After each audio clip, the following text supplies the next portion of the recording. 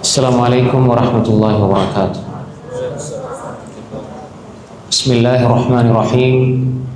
الحمد لله رب العالمين، والصلاة والسلام على أشرف الأنبياء والسيد المرسلين نبينا محمد وآله وصحبه ومن سار على نهجه إلى يوم الدين. أما بعد. அன்புள்ள மாணவர்களே, மாணவிகளே, சகோதரர்களே, அல்லாஹு தாலாவுடைய மிகப்பெரிய உதவியால் அல்லாஹு தாலா எங்களை விரும்புகிறதுனால, அல்லாஹ் எங்களை நேசிக்கிறதுனால, அல்லாஹை பற்றி பேசுகிற கேட்கிற இந்த சபையில் அல்லாஹ் நம்மளை உட்கார செய்திருக்கிறான். அல்லாஹு தாலா எங்களை விரும்புகிறதுனால, அல்லாஹ் எங்களை நேசிக்கிறதுனால தான் இந்த இடத்துல உட்காரக்கூடிய சந்தர்ப்பத்தை அல்லாஹ் நமக்கு வழங்கியிருக்கிறான். இன்றைய நம்முடைய தலைப்பு, நம்ம சென்ற வாரம் என்ன படித்தோம் சொல்லுங்கள்? சென்ற வகுப்பில் என்ன படித்தோம் சொல்லுங்கள்? யாருக்கு தெரியும்? சென்ற வகுப்பில் என்ன படித்தோம்? மாஷா அல்லாஹ், நல்ல பிள்ளை. தொழுகையை பற்றி நான் பார்த்தோம். தொழுகை எப்படி தொழுகிறது, எப்படி உதவி செய்கிறது, எப்படி தொழுகிறது, தொழுகை மூலமாக அல்லாஹ்வுடைய உதவியை நாங்கள் எப்படி அடைந்து கொள்வது என்பது சம்மந்தமாக நாங்கள் பார்த்தோம். இப்போ இன்றைய வகுப்பில் நாங்கள் ஒரு முக்கியமான ஒரு தலைப்பு படிக்க போகிறோம். கடைசியில் 2 கேள்விகள் கேட்டு சரியாக பதில் சொல்லுவவங்களுக்கு இந்த பரிசு வழங்கப்படும். சரியா? இன்ஷா அல்லாஹ். கவனமாக கேட்கணும். சரியா? ரைட். இப்போ இன்றைய நம்முடைய தலைப்பு பெற்றோரும் நமது கடமைகளும். பெற்றோரும் நமது கடமைகளும். பெற்றோர்னு சொன்னால் வாப்பா உம்மா. பெற்றோர்னா யார்? வாப்பா அம்மா. எங்களோட வாப்பா உம்மாவுக்கு நாங்கள் என்னென்ன விடயங்கள் செய்யணும், என்னென்ன கடமைகள் எங்களுக்கு இருக்குது, அவர்களோடு நாங்கள் எப்படி நடந்து கொள்ளணும், அவங்கள நாங்கள் எப்படி எங்களோட வாழ்க்கையில் பாதுகாத்து பேணி கொள்ள வேண்டும் என்பது சம்மந்தமாகத்தான் நாங்கள் என்ன செய்ய போகிறோம், இன்றைக்கு பார்க்க போகிறோம். அல்லாஹு தாலா அவனை நீங்கள் ஒருமைப்படுத்துங்கள், அவனை வணங்குங்கள் என்று அல்லாஹு தாலா சொல்கின்ற தௌஹீதுக்கு அடுத்தபடியாக அல்லாஹ் சொல்கிற மிகப்பெரிய கடமை பெற்றோருக்கு உபகாரம் செய்க. வஅபுதுல்லாஹ வலா துஷ்ரிகு பிஹி ஷைஅன் வபில் வாலிதைனி இஹ்சானா. அல்லாஹ் தனது ஏகத்துவத்தோடு தௌஹீதோடு சேர்த்து சொல்கின்ற மிக முக்கியமான கடமை. அப்போ ஒரு மனிதன் அல்லாஹுக்கு செய்ய வேண்டிய கடமையில் முதன்மையானது அல்லாஹ்வை தௌஹீத் செய்கிறது. அல்லாஹ்வை ஒருமைப்படுத்தாமல், அல்லாஹ்வை தௌஹீத் செய்யாமல், சரியான நம்பிக்கை இல்லாமல் எந்த அமல் செஞ்சும் பிரயோசனம் இல்லை. இது ஹுக்கூக்குல்லாட விஷயத்தில் முதலாவது அடிப்படை. ஷிர்க் செஞ்சால் நம்ம எங்களோட அமல்கள் அழிஞ்சு போயிடும், விளையாச்சு தானே? அப்போ தௌஹீத் வாழ்க்கையோட அடிப்படை, அமல்களோட அடிப்படை, மனித வாழ்க்கையினுடைய எல்லா விடயங்களோட அஸ்திவாரம் அல்லாஹ் ஒருவன் என்ற நம்பிக்கை, தௌஹீத். ரெண்டாவது ஹுக்கூக்குல் இபாத். ஹுக்கூக்குல்லான்னா நாங்கள் அல்லாஹ்க்கு செய்ய வேண்டிய கடமைகள். ஹுக்கூக்குல்லா. இன்னுமுடைய ஹுக்கூக்குல் இபாத், நாங்கள் அடியார்களுக்கு செய்ய வேண்டிய கடமைகள். அடியார்கள்னா ஒருவர் இன்னொரு ஆளுக்கு செய்கிறது, இல்லைஞ்சா? இப்போ ஒரு ஆள் தும்முறார், தும்மிட்டு அல்ஹம்துலில்லாஹ்னு சொன்னால் நம்ம என்ன சொல்லணும்? ஒரு ஆள் மௌத்தா போனால் அவருக்கு என்ன செய்யணும்? நாங்கள் ஜனாசா தொழுவிப்பாங்க. அப்போ நம்ம என்ன செய்யணும்? ஜனாசா தொழணும், அவருக்கு அதுவா கேட்கணும், அவரை கொண்டு கபூரில் அடக்கம் செய்வாங்க. அதோடு நாங்கள் என்ன செய்யணும்? அதை நாங்கள் பழகணும், பார்க்கணும், நாங்களும் அதில் கலந்து கொள்ளணும். இப்படி கடமைகள் இருக்குது. அதே மாதிரி உம்மாக்கு செய்ய வேண்டிய கடமை, வாப்பாக்கு செய்ய வேண்டிய கடமை, இது ஹுக்கூக்குல் இபாத், எல்லாருக்கும் செய்ய வேண்டிய கடமை, அல்லாஹ் அல்லாத அடியார்களுக்கு செய்ய வேண்டிய கடமைகள். அப்போ இதில் முதன்மையானது பெற்றோருக்கு நாங்கள் செய்கிற உபகாரம், பெற்றோருக்கு நாங்கள் செய்ய வேண்டிய கடமைகள். அப்போ ஹுக்கூக்குல்லாவில் முதன்மையானது அத்தௌஹீத்.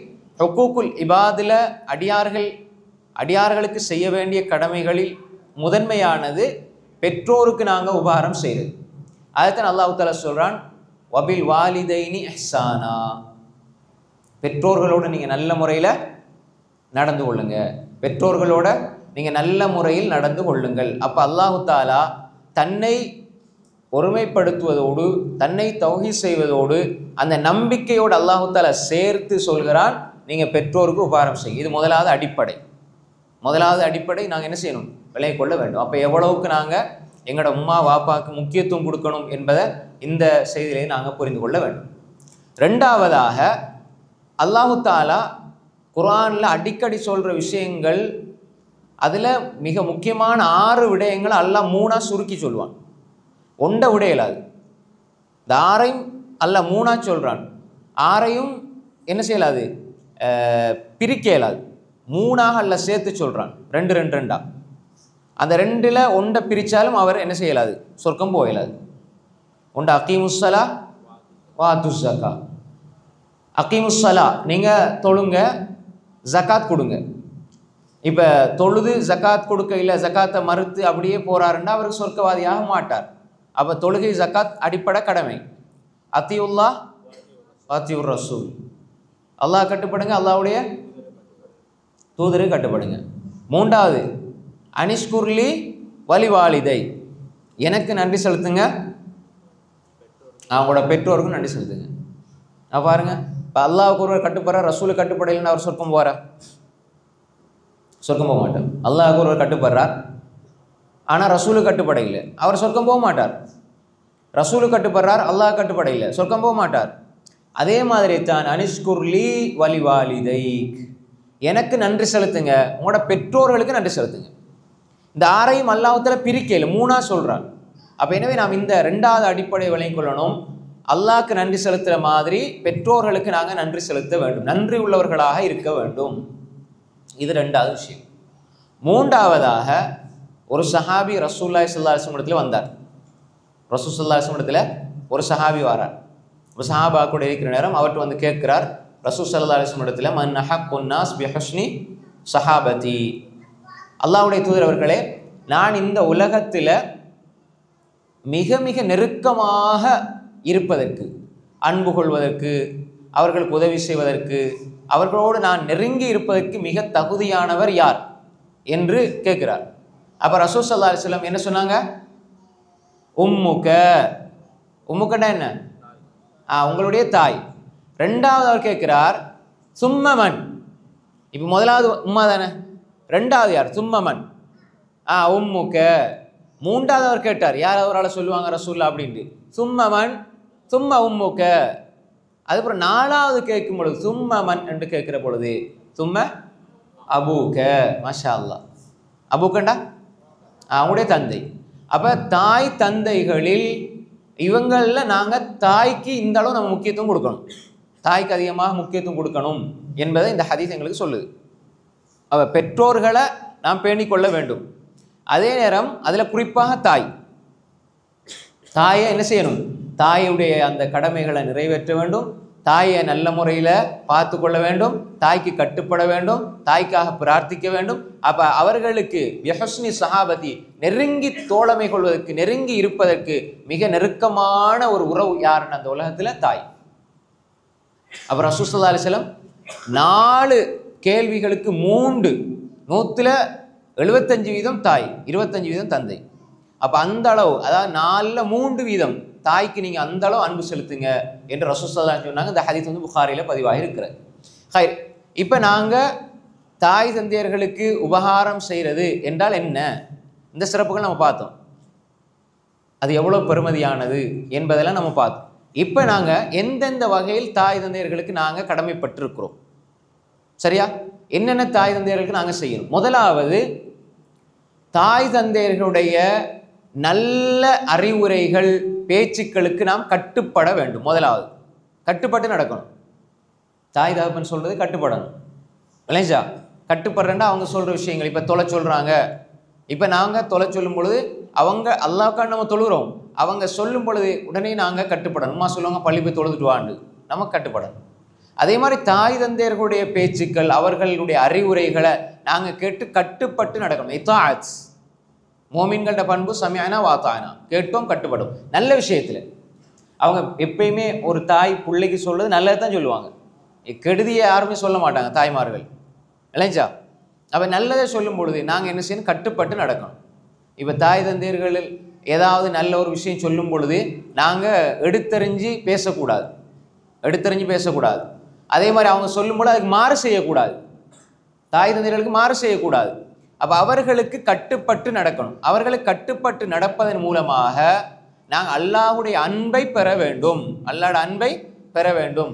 அப்போ முதலாவது அடிப்படை என்ன? தாய் தந்தையர்களுக்கு கட்டுப்படும்.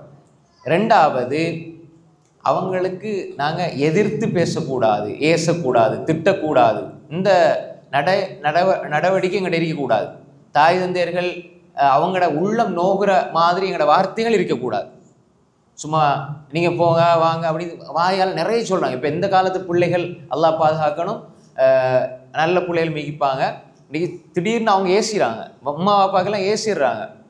முந்தின காலத்துலலாம் நீங்கள் பாருங்கள், வாப்பா அம்மாண்டா அவ்வளோ பயப்படுவாங்கன்னா அவங்களோட அடிக்கோ தண்டனைக்கோ அல்ல, அந்தளவு அந்தஸ்தும் அந்த மதிப்பும் இருந்தது. இப்போ வாப்பா அம்மாயில் அந்த சினிமா கல்ச்சர், இந்த ஃபோன் கையில் வந்துருச்சு, அந்த படங்கள், சின்ன சின்ன நாடகங்கள், இந்த இதில் ரீல்ஸில் வருமே, இந்த வாப்பா கேசுறது, வாப்பா கடிக்கிறது, வாப்பா அந்த மாதிரி இதெல்லாம் பார்த்து பார்த்து பார்த்து பழகிட்டாங்க பிள்ளைகள். அப்போ முந்தின காலத்தில் எங்களோட வாப்பாட வாப்பா அவங்களாம் அங்கே வாப்பா வரண்டா மகன்கால போவார், முன்னு கூட போக மாட்டாங்க. இப்போ வாப்பா வருவார், இவர் காலுக்கு மேலே காலை போட்டுட்டு இருப்பார். இவர் வாப்பா அவர் புள்ள மாதிரி ஆயிடுச்சு. இது விளையாட்டு இல்லை, சாதாரணமாக நடக்குது. இதெல்லாம் ஒரு மிக பயங்கரமான விஷயம். வாப்பா உம்மா நம்ம அவங்களோட உள்ள நோகரமாக நடக்கூடாது. எங்களோட பேச்சுக்கள், எங்களோட வார்த்தை, நான் ஏன் இதை அப்படியே தெளிவாக சொல்கிறேன்டா, இது பெரிய மிம்பரில் பெரிய பயன்களெல்லாம் நம்ம அப்படி பேசுறதில்லை. உங்களுக்கு விளங்குறதுக்காக நான் அப்படி விரிவாக சொல்கிறேன். நான் தெளிவாக இந்த விளங்குற பாசையில் சொல்கிறேன். உட்காந்துட்டு காலுக்கு மேலே காலுக்கு போட்டுட்டு இருக்கிறது, அம்மா சொன்னால் உங்களோட வேலையை பார்த்துட்டு போங்கம்மா அப்படின்னு சொல்கிறது, கூட்டாளிமாரோட சேர்ந்துக்கிட்டு அங்கங்கே சுத்த போகிறது, கூட்டாளிமாரோட சேர்ந்துக்கிட்டு தேவையில்லாத பேச்சுகள் பேசுறது, தேவையில்லாத இடங்களுக்கு போகிறது, இது இப்படியான பழக்க வழக்கங்கள், அது மாதிரி தேவையில்லாத நேரங்களில் உட்கார்ந்து அரட்டை அடிக்கிறது, இதெல்லாம் கூடாது. வாப்பா அம்மா சொல்கிறத கேட்கணும். ஏன்னா இப்போ உங்களுக்கு விளங்காது, ஏன்னா உங்களுக்கு இப்போ அந்த புத்தி போதாது. நீங்கள் யாராவது சொல்கிற அட்வைஸை கேட்குற அளவில் தான் நீங்கள் இருக்கிறீங்க. உங்களுக்கு தெரியாது அடுத்தது என்ன, எப்படி நான் வாழணும், எப்படி நடக்கணும், உங்களுக்கு தெரியாது. அப்போ அதில் அட்வைஸ் பண்ணுறதுல முதன்மையான நல்லதை நாடி முதன்மையான ஒரு உயிர் இருக்கும் என்றால் அது தாய், அப்புறம் தந்தை. அப்போ எனவே நாங்கள் என்ன செய்யணும்டா, அவங்களுக்கு எதிர்த்து பேசக்கூடாது. ரெண்டாவது, உள்ளம் நோகிற மாதிரி நடக்கக்கூடாது. எதிர்த்து பேசுறது உள்ளம் நோகிற மாதிரி நடக்கக்கூடாது. அவங்களுக்கு சத்தம் போடுறது, கோவப்படுறது, அம்மா பாப்பாவுக்கு முன்னால் கோவப்படுறது, என்ன இருந்தாலும் பொறுமையாக போயிடணும். வாப்பா எங்களுக்கு ஏசுறாரு, வாப்பா திட்டுறாரு, சில நேரங்களில் உங்களுக்கு மனசில் கவலை இருந்தாலும் பிரச்சனை இருந்தாலும் சின்ன பிள்ளையா இருக்கும் உங்களுக்கு கோபம் வரும், எல்லாத்தையும் அடக்கிட்டு போயிடணும். என்ன செய்யக்கூடாது, நீங்கள் எதிர்த்து பேசுறது ஏசுறது அதனுடைய பாதிப்பு இப்போ விளங்காது. அப்போ அது கொஞ்ச நாளில் அது விளங்கும். அதனால் என்ன செய்யக்கூடாது, அவர்களோட தாய் தந்தையர்களோட பெற்றோர்களோட நாங்கள் நடக்கிற பொழுது கோபப்படக்கூடாது. நினைச்சா எங்களுக்கு கோபம் வரும், கோபப்படக்கூடாது. என்ன சொன்னாலும் என் அம்மா என் வாப்பா எனக்கு நல்லது தான் சொல்லுவாங்க அப்படின்னு நாங்கள் என்ன செய்யணும், அதை நேர்மறையாக பாசிட்டிவாக நாங்கள் எடுத்துக்கொள்ளணும். விளைஞ்சா அவங்க சொல்லுது. அப்போ தாய் தந்தைகளுக்கு என்ன செய்யக்கூடாது, ஏசக்கூடாது, உள்ளம் நோகிற மாதிரி சொல்லுங்க பேசக்கூடாது, நடக்கக்கூடாது. அதே மாதிரி கோபப்படக்கூடாது. முதல்ல நான் சொன்னேன், கட்டுப்படணும், எல்லா விஷயத்துலையும் கட்டுப்பட்டு நடக்கணும். அதுக்கப்புறம் இந்த விடயங்களை நீங்கள் கவனிச்சு கொள்ளணும். சொல்லுங்க, என்ன விஷயம் நான் சொன்னேன்? தாய் தகப்பன் மரியாதையோடு நடந்து கொள்ளணும், அவங்களோட உள்ளம் நோகிற மாதிரி நடக்கக்கூடாது.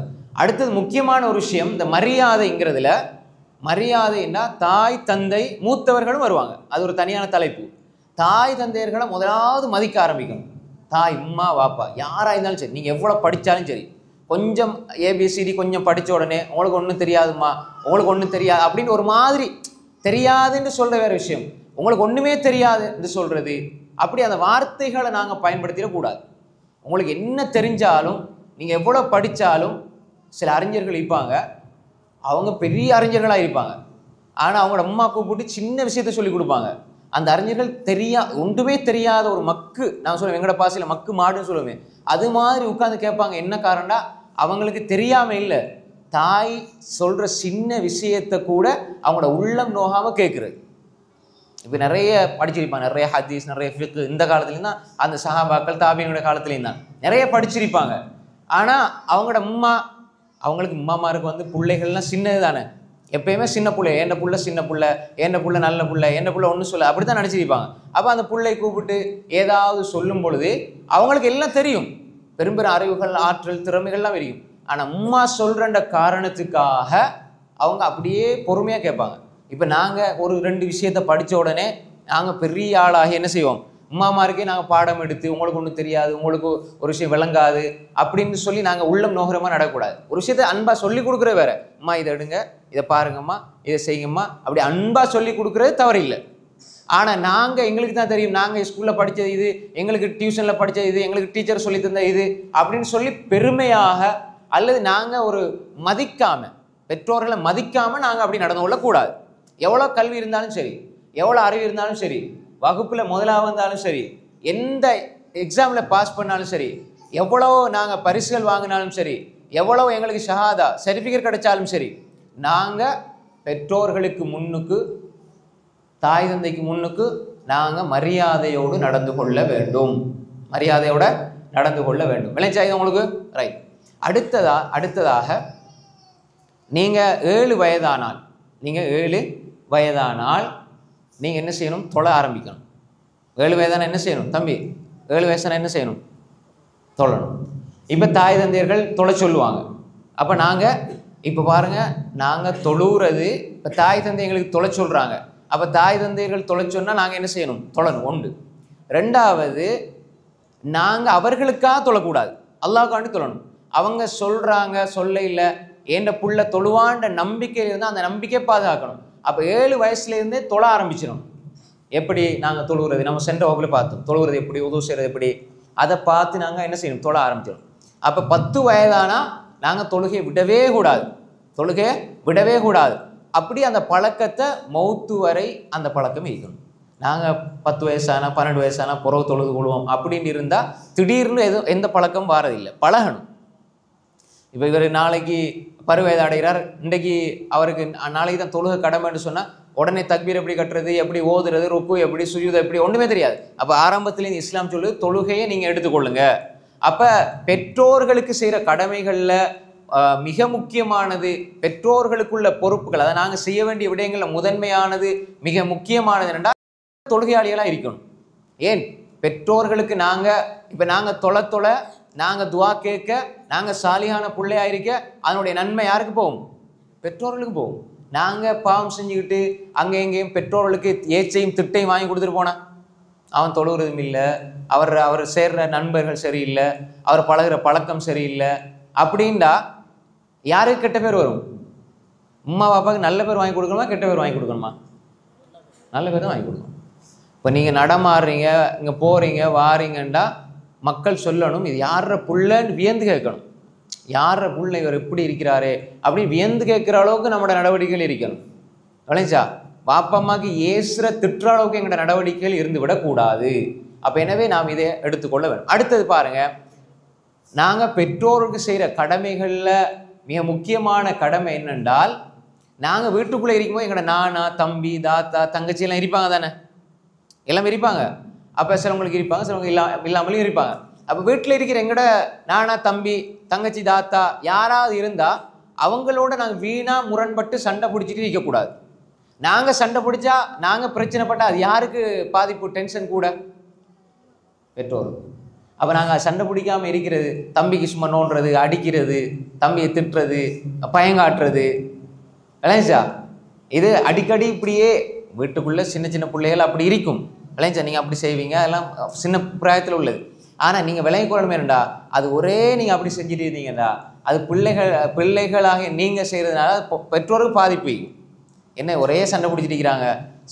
சில பெற்றோர் அதை புரிஞ்சு கொள்வாங்க, இந்த வயசு இப்படித்தான், அதை எப்படி சமாளிக்கிறது, எப்படி அதை சரி பண்ணுறது. சில பெற்றோர்களுக்கு ஒன்றும் விளங்காது. அது என்ன செய்வாங்க, காலையில் பாப்பா போவார், நைட்டுக்கு வருவார், அவருக்கு ஒன்றும் தெரியாது, டென்ஷனில் வருவார், தூக்கத்தில் வருவார், 2 அடி அடித்து கூட அவர் படுத்துருவார். அப்போ அது வேறு விஷயம். அப்போ இந்த இடத்துல நாங்கள் என்ன செய்யணும், எங்களோட கடமை, பிள்ளைகளாகிய எங்களோட கடமை என்னென்னா, நாங்கள் சும்மா வீணா பாப்பா அம்மாவுக்கு நாங்கள் என்ன செய்யக்கூடாது, இந்த மாதிரியா டிஸ்டர்ப் பண்ணக்கூடாது. இப்போ தங்கச்சிக்கு, நானாக்கு, தம்பிக்கு சண்டை பிடிச்சி பிரச்சனைப்பட்டு ஒன்றுமே இப்படி இந்த மாதிரி செஞ்சு அது உமாவுக்கு பாதிப்பு. சில இடங்களில் சொல்லுவாங்க, எங்களோட பிள்ளைகளால் எங்களுக்கு பெரிய பாதிப்பு. ஏன்னா எங்களுக்கு சரியாக தூங்க இயலாது, அதே மாதிரி எங்களுக்கு சரியாக என்ன செய்யலாது, ஒரு தொலை இயலாது, இபாதத் செய்யலாது. ஏன்னா எங்களோட பிள்ளைகள் எப்பயுமே கரைச்சல் பண்ணுறாங்க. அது எத்தனை வயசு, 2-3 வயசு பிள்ளைன்னா பிரச்சனை இல்லை. இது 8, 10, 12, சில 15 வயசு பிள்ளைகள் கூட இந்த மாதிரி இருக்கிறாங்க. அப்போ இந்த மாதிரி இருப்பதெல்லாம் அது தாய் தந்தையர்களை நாங்கள் காயப்படுத்துகிற மாதிரியான விஷயங்கள் தான். நாங்கள் வீட்டுக்குள்ளே சண்டை பிடிக்கிறது. எனவே சண்டை பிடிக்கிறது அதே மாதிரி பிரச்சனைப்படுறது இதில் இது நாங்கள் விடுபட வேண்டும். விளைஞ்சா வீணான சண்டைகள் பிடிக்கக்கூடாது, வீணாக அடித்து கொள்ளக்கூடாது. இந்த விடயங்களை நாங்கள் முற்றுமுழுதாக விடணும். இது பெற்றோர்களுக்கு செய்கிற மிக முக்கியமான ஒரு நாங்கள் செய்ய வேண்டிய, அவர்களுக்கு நாம் செய்ய வேண்டிய ஒரு கடமை. அதை நாம் மனசில் எடுத்துக்கொள்ளணும். அடுத்ததாக பெற்றோர்களுக்கு நாம் உதவி செய்து கொடுக்க வேண்டும். விளைஞ்சா சாதாரணமாக மூத்தவங்க யாராக இருந்தாலுமே அவங்களுக்கு உதவி செஞ்சு கொடுக்கணும். மூத்தவங்க யாராக இருந்தாலும் அவங்க சொன்னால் உதவி செஞ்சு கொடுக்கணும். இது நல்ல பண்பு, ரசூலுல்லாஹி ஸல்லல்லாஹு அலைஹி வஸல்லம் பண்பு. யாராவது ஏதாவது ஹெல்ப் கேட்குறாங்க, ஏதாவது செஞ்சு கொடுக்க சொல்கிறாங்க, இந்த கடை பேத்துவாங்க. ஆனால் காண்றாக்கள் எல்லாருக்கும் நீங்கள் அப்படி செய்ய வேணாம். அது வேற ஒரு பாதிப்பு உண்டாகிடும். இப்போ உங்களுக்கு தெரிஞ்சவங்க இருப்பாங்க, அது மாதிரி சொந்தக்காராக்கள் இருப்பாங்க, நல்ல பழக்கமானவங்க இருப்பாங்க, இவங்களுக்கு உதவி செஞ்சு கொடுங்க. சில நேரங்களில் யாரோ தெரியாதவங்க வருவாங்க, வந்து சொல்லுவாங்க நீங்கள் அங்கே போய் அதை வாங்கிட்டு வாங்கட்டு அப்படி வேனில் ஏற்றி அப்படி கொண்டு போயிடும் அவங்கள. அப்படியான பாதிப்பும் இருக்கும். அதனால் யாருன்னு ஆள் தெரியாமல் இருந்தால் நீங்கள் மெதுவாக என்ன செய்றீங்க, விட்டுட்டு போயிருங்க. ஆனால் தெரிஞ்சவங்களாக இருந்தால், குறிப்பாக இப்போ உங்களோட அம்மாவோட கூட பிறந்தவங்க, சாச்சி பெரியம்மா, சாச்சா பெரியப்பா, இப்போ இந்த மாதிரி மாமி மாமா சொந்தக்காரர்கள் இருப்பாங்க, பக்கத்து வீட்டில் இருப்பாங்க, எங்களோட நெருங்கி பழகிறவங்க, எங்களோட கூட்டாளிமார் அம்மா வாப்பா, கூட்டாளிமார் டியூஷனுக்கு போய்ப்பாங்க, கிளாஸுக்கு போய்ப்பாங்க. ஒரு சின்ன ஏதாவது ஒரு தேவை இருக்குமா அவங்களுக்கு, கடைக்கு போய்த்துவாங்க, பக்கத்தில் இருக்கும். இப்போ இந்த மாதிரி உதவிகள் நம்ம என்ன செய்யணும், சொந்தக்காரர்களுக்கு செய்யணும். அதே மாதிரி நிறைய பேர் என்ன செய்வாங்கன்னா, வெளியில் உள்ள எல்லாருக்கும் உதவி செஞ்சு கொடுப்பாங்க. அம்மா சொன்னால் செய்ய மாட்டாங்க, பாப்பா சொன்னால் செய்ய மாட்டாங்க. நீங்கள் வேற யார்கிட்ட சொல்லுங்கள், அல்ல நானாட்ட சொல்லுங்கள், தம்பிகிட்ட சொல்லுங்கள். நாங்கள் எங்களோட அம்மா பாப்பாவுக்கு முதலாவது இடம் யாரும் கொடுக்கணும், அம்மா பாப்பாவுக்கு தான் கொடுக்கணும். அவங்களுக்கு உதவி செஞ்சு கொடுக்கணும். அப்படி யார் உதவி செஞ்சு கொடுக்குறது சொல்லுங்க. மாஷா அல்லாஹ். நீங்கள் என்ன உதவி செஞ்சு கொடுப்பீங்க சொல்லுங்க, சொல்லுங்க. அங்கே வீடியோவில் சொல்லுங்க. என்ன சொல்லுங்க, மாஷா அழகான ஜிப்பாவுடைய என்ன மாதிரியே. நான் வந்து அவக்கு ஓட க்ளீன் பண்ணி கொடுக்குறேன் வீட்டுக்குள். மாஷா அல்லாஹ். இது எல்லாம் எவ்வளோ பெரிய விஷயம் தெரியுமா? இது உண்மையிலேயே ஒரு தாயோட அம்மாவோட சேர்ந்து நீங்கள் வீட்டை க்ளீன் பண்ணுவீங்க. வேற கடைக்கு போவீங்க. மாஷா அல்லாஹ். வேற வேலைகள் எது சொன்னாலும் செஞ்சு கொடுப்பீங்க. மாஷா நல்ல பிள்ளை. உங்களோட பேர் என்ன? பேரை சொல்லி போங்க. வாங்க. அஸ்ஜத். மாஷா அல்லாஹ். அதிகம் சஜிதா செய்பவர்.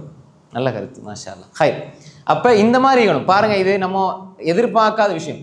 அம்மா வீட்டை க்ளீன் பண்ணும்போது அவர் சேர்ந்து க்ளீன் பண்ணி கொடுப்பார், துப்புரவு பண்ணுவார். எவ்வளோ பெரிய விஷயம் அது. வேற யார், வேற என்ன உதவி செய்வீங்க? வாங்க. பயப்படாமாங்க. சொல்லுங்க, என்ன செய்வீங்க? மாஷா அல்லாஹ். சிரிக்கக்கூடாது, நீங்கள் செஞ்சு கொடுக்கணும். இப்போ உடுப்பு கழுகுறது, அயன் பண்ணுறது, சட்டி பானை கழுகுறது எல்லாம் பொம்பளைகளுக்கு உம்மா வாப்பாக்குன்னு சொல்லி அல்லாவுடைய தூதரை பிரித்து கொடுக்க இல்லை. அவங்க இறக்கத்தில் நமக்கு செஞ்சு தராங்க. விளைஞ்சா அவங்க இஸ்லாமிய சட்டப்படி அவங்க நினச்சா அதுக்கெல்லாம் காசு வாங்கலாம். வாப்பாட்ட சொல்லி எனக்கு மாதத்துக்கு எவ்வளோ தரணும் அப்படின்னு காசு வாங்கலாம் இஸ்லாமிய சட்டப்படி. அல்லாஹ் ரசூல் அப்படி சொல்ல இல்லை. விளைஞ்சா நீங்கள் என்ன செஞ்சு கொடுப்பீங்க? மாஷா அல்லாஹ். உடுப்பு கழுவி கொடுப்பாராம். விளைஞ்சா நீங்கள் கலட்டி அந்த அங்கே போய் மலைக்குள்ளே அங்கே உருண்டு பிறண்டு சுரியாகி இந்த கழுவுன்னு தூக்கி கொடுத்துட்டு போகிறது. அப்போ சேர்ந்து என்ன செய்யணுமா, கழுவி கொடுக்கணும். மாஷா அல்லாஹ். நல்ல புள்ள. வேற காய போட்டு, அது முக்கியமான விஷயம். உடுப்பை காய போட்டு கொடுக்குற. வேற ஊடு துப்புரவாகி கொடுப்பீங்க, ஊடெல்லாம் கூட்டி கொடுப்பீங்க. மாஷா அல்லாஹ். நல்ல புள்ள. இந்த பழக்கங்கள் வர ஆம்பளை பிள்ளையா இருந்தாலும் சரி, பொம்பளை பிள்ளையா இருந்தாலும் சரி. பொம்பளை பிள்ளைகள் தான் செய்யணும் இல்லை. நீங்கள் வீட்டை துப்புரவாகி கொடுங்க. உங்களோட பேர் என்ன? அப்துல்லா. மாஷா அல்லாஹ். Very good. நல்ல உள்ள. ரைட். அப்போ என்ன செய்யணும்? அம்மா பாப்பாக்கு இது முக்கியமான விஷயம், உதவி செஞ்சு கொடுக்கணும். அம்மா பாப்பாக்கு என்ன செய்யணும்? உதவி செஞ்சு கொடுக்கணும். அவங்க சொல்கிறத தட்டி விடக்கூடாது, பேச்சுக்களை தட்டக்கூடாது. நீங்கள் அம்மா பாப்பாவுக்கு உதவி செஞ்சு கொடுத்தீங்கண்டா அவங்களோட துவா இருக்கு தானே, அவங்களோட துவா, அம்மா பாப்பாவோட துவா, அதை அல்லாஹ் கபூல் செய்வான். நீ அன்னை பயனில் கேட்டீங்க தானே, சனிக்கிழமை பயனில். என்ன சொன்னா சொல்லுங்க. பெற்றோர்கள் பிள்ளை கேட்குற துவா மறுக்கப்படாது. பெற்றோர்கள் பிள்ளை கேட்குற துவா என்ன செய்யப்படாது? மறுக்கப்படாது. யா அல்லாஹ் என்ற பிள்ளைக்கு நல்ல அறிவை கொடுண்டா அல்லாஹ் தாலா உங்களுக்கு நல்ல அறிவை தருவான். இமாம் புகாரி அமீருல் முஃமினீன் ஃபில் ஹதீஸ் தாயிட பிரார்த்தனை தான். இமாம் மாலிக் இமாமுல் மதீனா தாயிட பிரார்த்தனை தான். பெரும் அறிஞர்களை உருவாக்குனது. அப்போ எனவே பெரும் அறிஞர்கள் எல்லாம் இப்போ உலகத்தில் ஒரு கட்டத்தில் பெரிய காரியாக இருந்தார் சாத் அல் காமிதின்னு.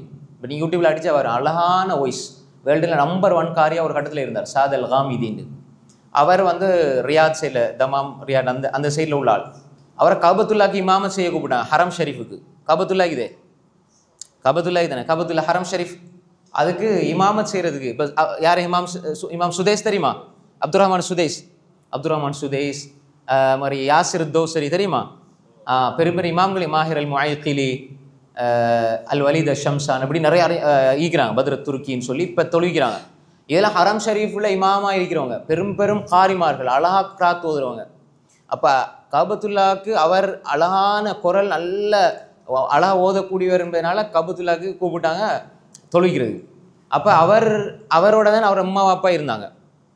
அப்போ அம்மா அப்பாட்ட கேட்டாங்க, நான் அப்படி கபத்துல்லாவுக்கு தொழுகிறது கூப்பிட்றாங்க, போவா அப்படின்ட்டு. அப்போ அவங்க அம்மா அப்பா சொல்லிட்டாங்க, எங்களுக்கு ஊரை விட்டுட்டு வர இயலாது மக்காவுக்கு அங்கே அப்படின்ட்டு. அம்மா அப்பா சொல்லிட்டாங்க, என்ன எங்களுக்கு ஊரை விட்டுட்டு ரியாத் தமாம் அந்த ஏரியா அதை விட்டுட்டு எங்களுக்கு வர இயலா அப்படின்ட்டு. அப்புறம் அவர் சொல்லிக்கிறார், இப்படி நீங்கள் வாங்க, உங்களுக்கு குடும்பமாக உங்களோட அம்மா அப்பா எல்லாரையும் சேர்த்து நாங்கள் மக்காவில் தங்குறதுக்கு ஏற்பாடு பண்ணி தாரோம், சொந்தமாக வீடெல்லாம் செட் பண்ணி தாரோம் அப்படின்னு சொன்னாங்க நிர்வாகம், ஹரம் ஷெரீஃப். அப்போ அவர் அம்மா அப்பாட்ட திரும்ப கேட்டுக்கிறார், அங்கே போய் தங்கியிருப்போம் அப்படின்னு. அவங்க சொன்னாங்க, எங்களோட சொந்த ஊரை விட்டுட்டு, அப்படி தானே சில வாப்பா அம்மா மாதிரி அப்படி தான், அது அவங்களோட விருப்பம், நாங்கள் சொந்த ஊரை விட்டுட்டு நாங்கள் வரமாட்டோம் அப்படின்ட்டு. அப்போ அவர் சொன்னார், எங்களோட அம்மா வாப்பா விட்டுட்டு நான் வரமாட்டேன், அது ஹரம் ஷெரீஃபுடைய இமாமத்தாக இருந்தாலும் சரி, என் அம்மா வாப்பா விட்டுட்டு நான் வரமாட்டேன்னு சொன்னார். அப்போ அல்லாஹு தாலா இதுக்கு சில பொழுது ஹரம் ஷெரீஃபில் தொழுவிச்சிருந்தா பிரபலியமாக, இன்னும் பிரபலியமாக தெரிஞ்சிருக்கலாம். ஆனால் அல்லாஹு தாலா அவர் தாய் தந்தைக்கு செஞ்ச ஹிதுமத்து, அவர் தாய் தந்தையர்களுக்கு இப்படி நல்ல முறையில் நடந்து கொண்டது அல்லாஹ் ஒரு காலம் என்ன செய்ய மாட்டான், கைவிட மாட்டான். அதுக்குரிய கூலி அல்லாஹ் கியாமத்து நல்லா கொடுப்பான். அவனே அப்படிப்பட்ட மனிதர்கள்லாம் இந்த காலத்தில் இருக்கிறாங்க. அதனால் அல்லாஹ் இன்னும் அவரை கண்ணியப்படுத்தி இருக்கிறான். அலிசா, எனவே இப்படி தான் நாங்கள் இருக்கிறோம். ஒய்சுல் கர்ணின்னு கேள்விப்பட்டீங்களா? ஒய்சுல் கர்ணி ரசூல் ஸல்லல்லாஹு அலைஹி வஸல்லம் சொன்னாங்க, உமர் ரலியல்லாஹு அன்ஹு இடத்துல, ஒய்சுல் கர்ணி என்பவர் நான் மௌத்தா போன பின்னால் இங்கே மதீனாக்கு வருவார். அவர் வந்தால் நீங்கள் அவரிடத்துல துவா கேட்க சொல்லுங்கள், உங்களுக்காக துவா கேட்கும்படி நீங்கள் சொல்லுங்கன்னு சொன்னாங்க உமர் ரலியல்லாஹு அன்ஹு இடத்துல. அப்போ ஒய்சுல் கர்ணி ரசூலோட காலத்தில் வாழ்ந்தார். ஆனால் ரசூல் ஸல்லல்லாஹு அலைஹி வஸல்லம் அவங்கள சந்திக்க இல்லை. இப்போ ரசூல்லாவை பார்த்து ஈமான் கொண்டால் தான், அவர் ஈமான் கொண்டு இருந்தார். ஆனால் ரசூலா பார்த்து ஈமான் கொள்ள இல்லை, அவங்களோட சந்திக்க இல்லை. அப்படி பார்த்து ஈமான் கொண்டு சந்திச்சிருந்தா தான் சஹாபி என்ற அந்தஸ்து இருக்குது, சஹாபி என்ற அந்தஸ்து கிடைக்கும். இல்லைன்னா சஹாபி என்ற அந்தஸ்தில் வரமாட்டார். அப்போ இவர் ஏன் சஹாபி என்ற அந்தஸ்தை விடுறாரு? பெற்றோருக்காக. அதனால ரசூல் ஸல்லல்லாஹு அலைஹி வஸல்லம் சொன்னாங்க, உமர் சொர்க்கத்தில் மாளிகை கட்டின உமர், உயிரோடு இருக்கும் பொழுது சொர்க்கத்தில் மாளிகை கட்டின உமர் ரலியல்லாஹு அன்ஹு இடத்துல சொல்கிறாங்க, நீங்கள் ஒய்சுல் கர்ணிட்ட சொல்லுங்க, நீங்கள் உங்களுக்காக துவா செய்யும்படி அவர்கிட்ட சொல்லுங்க. அப்போ எந்த அளவு ஒரு அந்தஸ்தை ரசூல் ஸல்லல்லாஹு அலைஹி வஸல்லம் அவருக்கு கொடுத்தாங்க. சஹாபி என்ற அந்தஸ்தை இவர் விட்டுறார். என்ன காரணம்? ஒரு மனிதர் போய் கேட்கிறார், அப்துல்லாஹி இப்னு முபாரக் ரஹ்மத்துல்லாஹி, மிகப்பெரிய ஒரு அறிஞர், இஸ்லாமிய அறிஞர் அப்துல்லாஹி இப்னு முபாரக் ரஹ்மத்துல்லாஹி இடத்துல போய் கேட்கிறார், உமர் இப்னு அப்துல் அசீஸ் சிறந்தவரா முஆவியா சிறந்தவராண்டு? முஆவியா ரலியல்லாஹு அன்ஹு சிறந்தவர். ஏன்னா முஆவியா ரலியல்லாஹு அன்ஹு அவங்களுக்கு சஹாபா அதை வழிகாட்டில் உள்ளவங்க அவரை விமர்சித்தாங்க, அலி ரலியல்லாஹு அன்ஹு யுத்தம் செஞ்சதுனால விமர்சித்தாங்க, அதுக்கு காரணங்களுக்கு அது வேற விஷயம். அப்போ அதனால் விமர்சி போட்டு நீதமாக நடந்த ஹலீஃபத்துல் ஹாமிஸ் அர் ராஷித்னு சொல்லி 99 ஹிஜ்ரி 99லேருந்து 101 வரைக்கும் 2 வருஷம் ஆட்சி செஞ்சார், நீதமான ஆட்சி செஞ்சார், 5வது ஹலீஃபான்னு சொல்ல அளவுக்கு ஆட்சி செஞ்சார் உமர் இப்னு அப்துல் அசீஸ் ரஹ்மத்துல்லாஹி அலைஹி. அப்போ அவர் சிறந்தவரா முஆவியா சிறந்தவரான்னு கேட்டாங்க. அப்போ அப்துல்லாஹி முபாரக் ரஹ்மத்துல்லாஹி சொன்னாங்க, முஆவியா ரலியல்லாஹு அன்ஹு அல்லாஹ்வுடைய தூதரோடு யுத்தம் செய்ய போகிற நேரம் அந்த முஆவியா ரலியல்லாஹு அன்ஹுடைய குதிரையில் படுற மூக்கிட தூசிக்குது.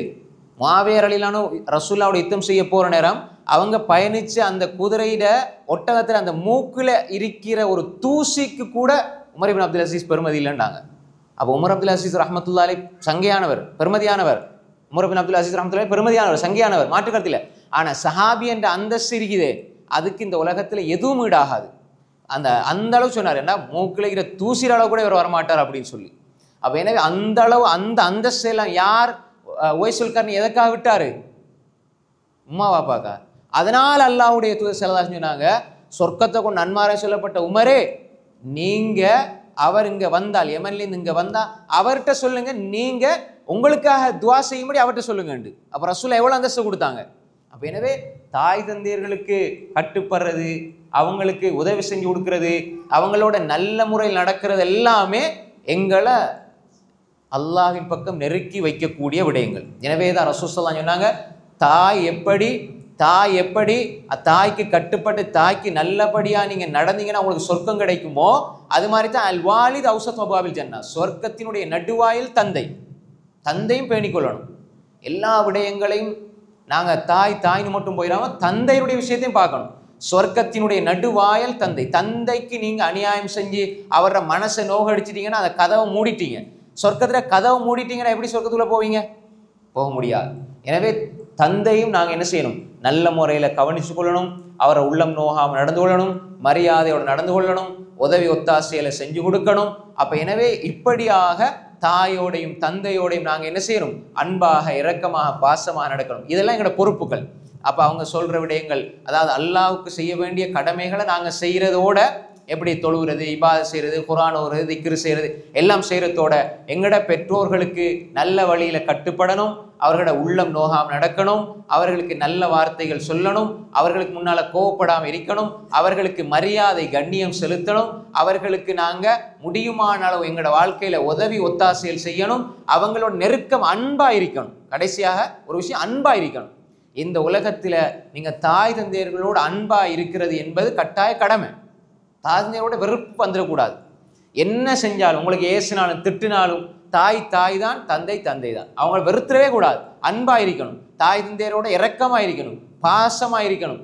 அவங்களுக்கு என்ன உதவி தேவைப்படுதோ நீங்க செஞ்சு கொடுக்கணும். இப்ப உங்களுக்கு கொஞ்சம் வயசு வர வர வர உங்களுக்கு கொஞ்சம் தெளிவு வர வர வர உங்களோட மனசுல எல்லாம் இருக்கணும். நான் நல்ல முறையில வளர்ந்து படிச்சு நல்லவரா வந்தால் என்னுடைய தாய் தந்தையர்களுக்கு நான் நல்ல முறையில் பணிவிடை செய்து அவருக்கு நல்ல முறையில் சம்பாதிச்சு உழைச்சி கொடுத்து நான் அந்த பெற்றோர்களை நல்ல முறையில் பராமரிப்பேன் என்ற எண்ணத்தை வச்சு கொள்ளணும். சின்ன பிராயத்திலிருந்து எங்களோட பெற்றோர்களுக்கு துவா செய்யணும். கடைசியாக என்ன துவா செய்யணும்? குறிப்பா குர்ஆன் என்ன சொல்லுது? ரப்பிர்ஹம்ஹுமா கமா ரப்பயானி ஸகீரா, ரப்பிர்ஹம்ஹுமா கமா ரப்பயானி சகீரா, ரப்பிர்ஹம்ஹுமா, யா அல்லாஹ் அவர்களுக்கு கருணை காட்டுவாயாக, கமா ரப்பயானி சகீரா, என்னை அவர்கள் நான் சின்ன பிள்ளையா இருக்கும்போது என்னை எப்படி அவங்க பராமரித்து அன்பு காட்டி வளர்த்தாங்களோ அதுபோன்று நீ யா அல்லாஹ் எங்களோட பெற்றோர்களுக்கு நீ கருணை காட்டு என்று அல்லாஹ் சொல்றான். இதில் அல்லாஹ் சொல்றதுல ஒரு பெரிய ஹிக்மத் இருக்கு, அதை சொல்லி முடிச்சு கொள்றேன். நீங்க சின்னதா இருக்கும் பொழுது அவங்க கருணை காட்டினது உங்களுக்கு தெரியாது, அல்லாஹ்க்கு தெரியும். இப்போ நீங்க ஒரு 8 மாசம் 1 மாசமா இருக்கும் பொழுது நீங்க என்ன செய்வீங்க? பசிக்குதுன்றா 2 மணிக்கு அழுவீங்க, 3 மணிக்கு உங்களுக்கு டாய்லெட் போயிடும், 4 மணிக்கு உங்களை கழுவுவாங்க. இப்படி தாய் தூக்கமே இல்லாம 1 வருஷம் கழிப்பாள். நீங்க உங்களுக்கு பசிக்குமா, உங்களுக்கு தாய் பால் ஊட்டுவாள். அதே மாதிரி என்ன கஷ்டமா இருந்தாலும் எந்த புள்ளண்டே அவட முழு சந்தோஷத்தையும் இழந்துருவாள். நீங்க என்ன செய்வீங்க? அப்ப எல்லா வேலையும் முடிஞ்சு நோம்புல 2 மணிக்கு படுக்க போவாங்க, 4 மணிக்கு சஹருக்கு எழுமணும்னு போற நேரம் நீங்க சின்ன பிள்ளையா இருந்தீங்கன்னா திடீர்னு கத்துவீங்க, பசிக்குதுங்க. அப்ப எழுப்புனா தூக்கம் கலைஞ்சிடும். 3 மணி வரைக்கும் உங்களை பார்த்து உங்களை தூங்க வச்சுட்டு திரும்ப தூங்குற நேரம் திரும்ப நீங்க எழும்புவீங்க, கொசுக்கடி அது நுழம்பு கடிக்குன்னு எழும்புவீங்க. இப்படி தூக்கமே நாள் முழுக்க இல்லாம உங்களா பார்த்துக்குவாங்க. உங்களுக்கு சின்ன ஒரு வலி, ஒரு நோய், தலையில ஒரு லேசா வலி வருது, மூக்கால சளி வருது, இப்படி ஏதாவது ஒரு சின்ன நோய் வந்தாலும் என்ன பிள்ளைக்கு நோய் வந்துட்டு என்ன பிள்ளைக்கு வருத்தமாயிருக்குமே வலிக்குமேன்று உள்ளத்தால நொந்து நொந்து நொந்து அவங்களோட வாழ்க்கையில பெரும்பாலான காலங்கள் உங்களுக்காக கழிப்பாங்க. அது நீங்க 2 வயசுல இருக்கும் உங்களுக்கு தெரியாதானே? 2 வயசுல நடந்ததுல உங்களுக்கு தெரியுமா? 1 வயசுல நடந்த உங்களுக்கு தெரியுமா? அதனால அல்லாஹ் சொல்றான், ரப்பயானி சகீரா ரப்பிர்ஹம்ஹுமா கமா ரப்பயானி சகீரா. யா அல்லாஹ் நான் சின்ன பிள்ளையா இருக்கும் போது என்ன நடந்துன்னு எனக்கு தெரியாது. அப்போ உங்களோட கழுத்தை பிடிச்சி கொண்டு இருந்தா நீங்க இப்ப இருப்பீங்களா? ஏன்னா ஒரே துடிச்சு சொல்லி கழுத்தை பிடிச்சி கொண்டு நீங்க இருப்பீங்களா? அப்படி தாய் செய்ய மாட்டார், விளைஞ்சா. ஆனா செய்யறவங்களும் இருப்பாங்க. இஸ்லாத்துல உள்ளவங்க அப்படி செய்ய மாட்டாங்க, முஸ்லீம்களாகியவங்க அப்படி செய்ய மாட்டாங்க, அல்லாஹ் நம்புறவங்க அப்படி செய்ய மாட்டாங்க. உண்மையான தாய், பக்குவம் உள்ள அன்புள்ள தாய் அப்படி செய்ய மாட்டாங்க. அப்போ உங்களுக்கு ஏதாவது ஒன்று வந்துட்டுண்டா தனக்கு கஷ்டமாக இருந்தாலும் வலியாக இருந்தாலும் என் பிள்ளைக்கு ஒன்று நடக்கக்கூடாது அப்படின்னு அவன் கஷ்டப்பட்டனால தான் நீங்க இப்படி வந்து உட்கார்ந்துட்டு இருக்கிறீங்க. எனவே அல்லாஹ் சொன்னான், ரப்பிர்ஹம்ஹுமா கமா ரப்பயானி சகீரா. அப்படி நான் மௌத்து வரைக்கும் எங்களோட பெற்றோர்களுக்கு நாங்கள் துவா செய்யக்கூடியவர்களாக ஆக வேண்டும். எனவே எங்களோட படுத்துதல் தான் எங்களுடைய சிறப்பான ஒளிமயமான எதிர்காலம் தங்கியிருக்கிறது. எனவே அப்படிப்பட்ட ஒரு நல்ல வாழ்க்கையும் நல்ல பிரகாசமான எதிர்காலம் கிடைக்கணும்டா பெற்றோர்களை நாங்கள் பேணிக்கொள்ள வேண்டும். அப்படிப்பட்ட பிள்ளைகளாக நாங்கள் மாற முயற்சிப்போம். இன்ஷா அல்லாஹ். மாஷா அல்லாஹ். அல்லாஹு தாலா உங்கள் எல்லோரையும் புரிந்து கொள்ளணும். இப்படி இந்த சபையில் கலந்து கொண்டு இதை கேட்ட போல என்னோட வாழ்க்கையில் இதை அமல் செய்யக்கூடிய பாக்கியத்தை அல்லாஹு தாலா நம்ம எல்லோருக்கும் தந்துருவானாக. வ ஆஹிரு தஅவானா அல்ஹம்துலில்லாஹி ரப்பில் ஆலமீன். வஸ்ஸலாமு அலைக்கும் வரஹ்மத்துல்லாஹி வபரகாத்துஹு.